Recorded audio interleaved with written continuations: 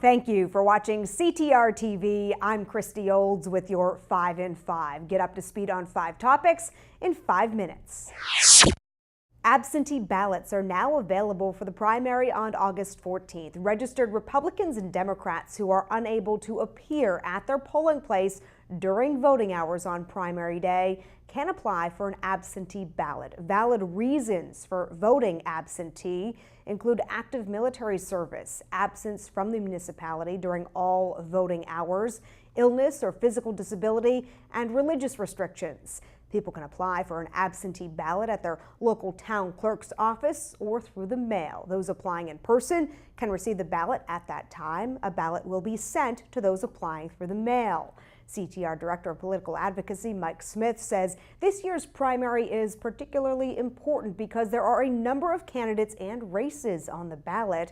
He says realtors should make every effort to exercise their right to vote. Don't let vacations be an excuse for not voting. It is really easy, really simple. You can do it by mail or in person, and you can cast your ballot if you won't be in town on Election Day. You can find a link to the absentee ballot application at ctrealtors.com/vote. That site also has links to check your voter registration status and to register to vote if you are unregistered or unaffiliated.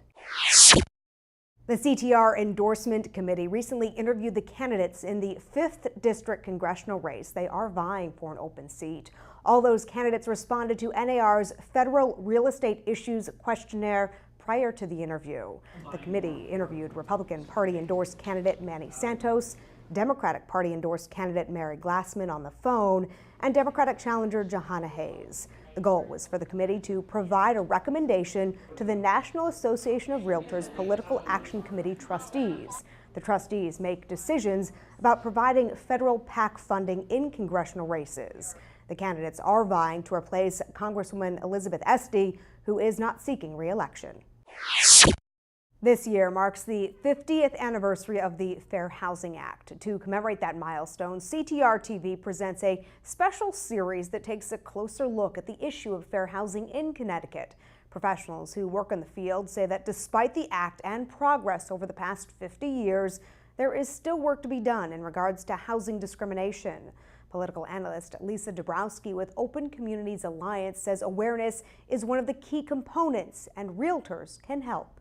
Educate themselves, learn how they can be an ally, learn how they can be an ally to people of color, people with disabilities, people of different, national origins. The Connecticut Fair Housing Center works to address the issue on a daily basis. Advocates urge realtors to take an active role in educating the public about fair housing.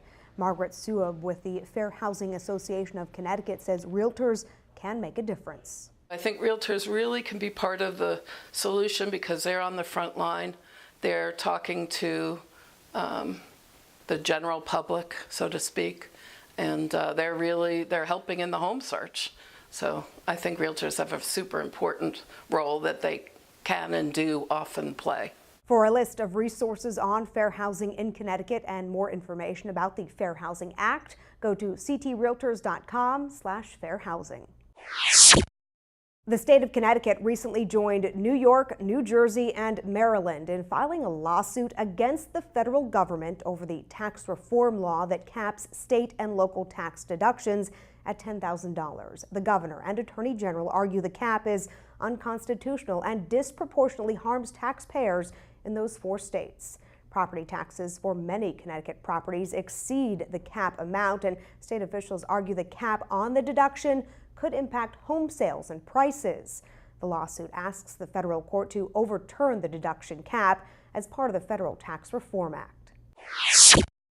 NAR recently issued a warning about another email phishing scam. Members received an email that appears to be from the Realtor Party, but it is not from NAR. The email asks for donations to help Jim.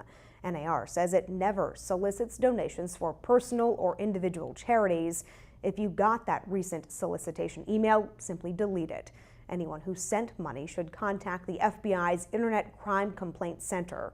Information on how to do that, as well as other resources on cybersecurity, is posted at nar.realtor. That is your 5 and 5. I'm Christy Olds for CTR TV.